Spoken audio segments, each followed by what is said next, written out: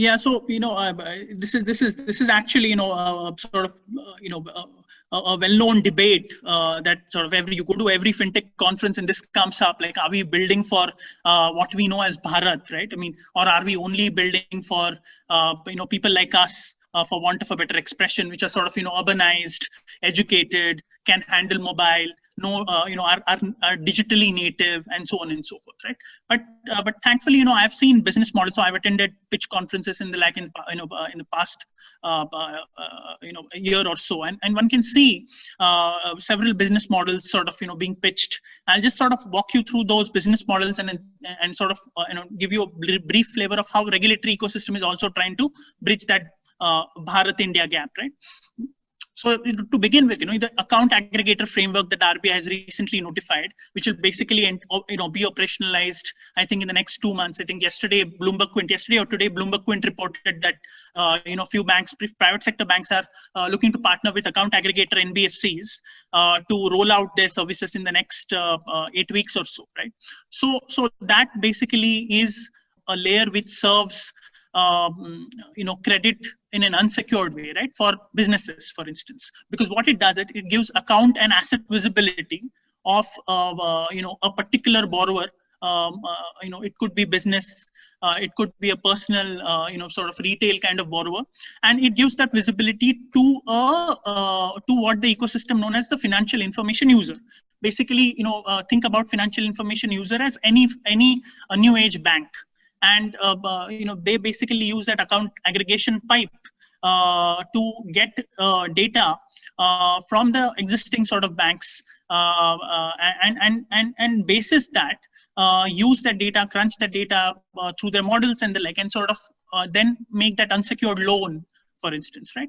So that is one way. That's sort of a good recent innovation that has come up, and that will sort of aid the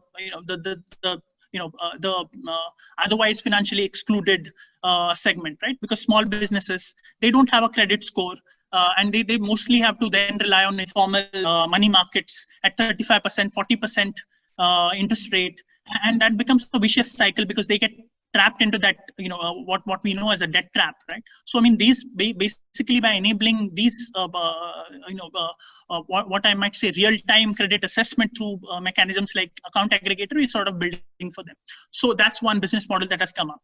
Then then there is also some innovation happening on the agri finance segment, right? So I know this fintech that is using blockchain to enable warehouse financing.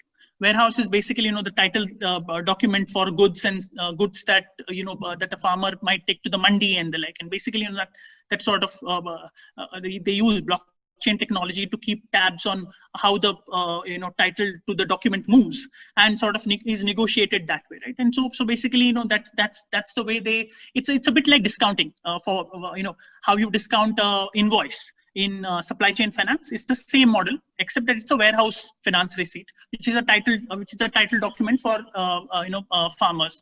So you have innovation around that. So that's also sort of because agri finance is sort of excluded and the like, and otherwise full of friction, because you don't know how you're going to fund. They also have similar problems as small and micro business men, right? Business people.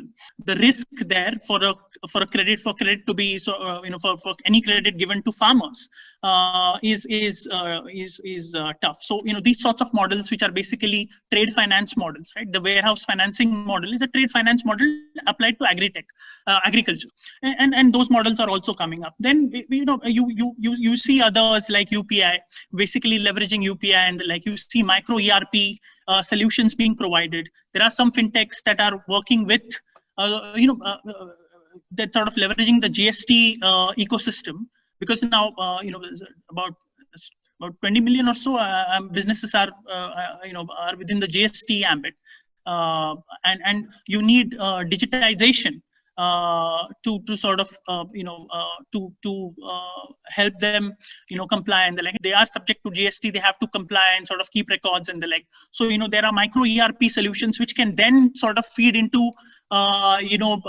credit assessment, right? By opening up, let's say banks sort of suck that data and then sort of crunch that data and build that whatever your sales and revenue and the like, and sort of the ecosystem that you sell to frequently your the sort of the ebb and flow of business and the like. Those data points can then feed into the bank's ecosystem and the like. So there are models being built around that micro ERP and the like.